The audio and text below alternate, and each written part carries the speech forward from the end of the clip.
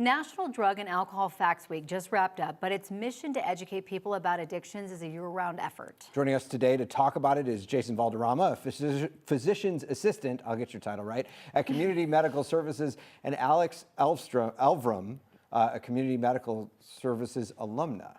Hello, thanks both for coming in. Thanks for having us. We appreciate it. So, Jason, there's a lot of focus right now on fentanyl. Can you tell us how things are going with fentanyl right now? Yeah, absolutely. So fentanyl is still the primary drug that we're seeing in our opioid treatment program, and we're certainly seeing some other opioid medications, but fentanyl is still the primary.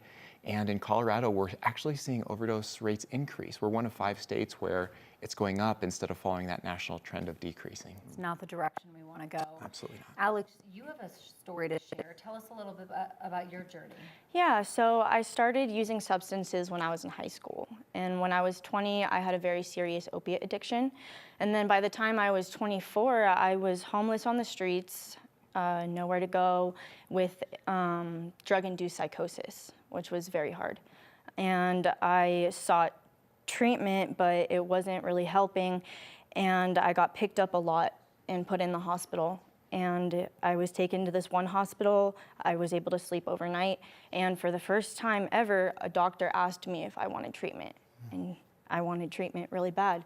So I completed treatment, and I sought a community through Sober Living. And while I was at Sober Living, I built an additional community through CMS with MAT services. Incredible story. Gosh. Wow. Take us through as much as you can that journey.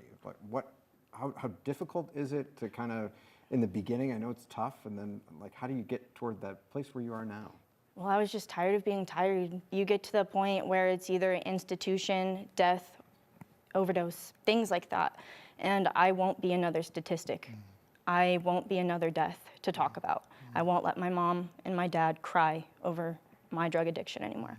And I'm taking control of my own life, and I feel happier than I ever have. Life isn't easy, but it's fulfilling now. Yeah, what an incredible story.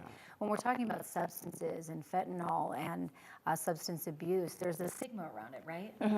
Talk a little bit about that. So, like I said, I have been taken into the hospital several times for different drug-related problems. And every single time I was in the hospital, I feel like they were either trying to give me a new medication or diagnose me or just throw me out. They see me as an addict. They don't see me as a person who needs help.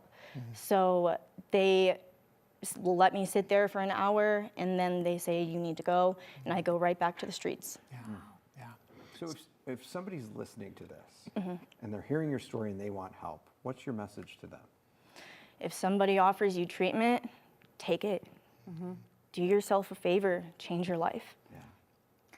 Jason, what were you going to say? Stigma is still something that we're seeing so often. We see it in the community at large, we see it in the medical community still, and we also see it in the recovery community. And even the language that we use around addiction is so important. You know, labeling somebody as an addict or a junkie versus somebody who's suffering from a substance use disorder, suffering from a chronic disease.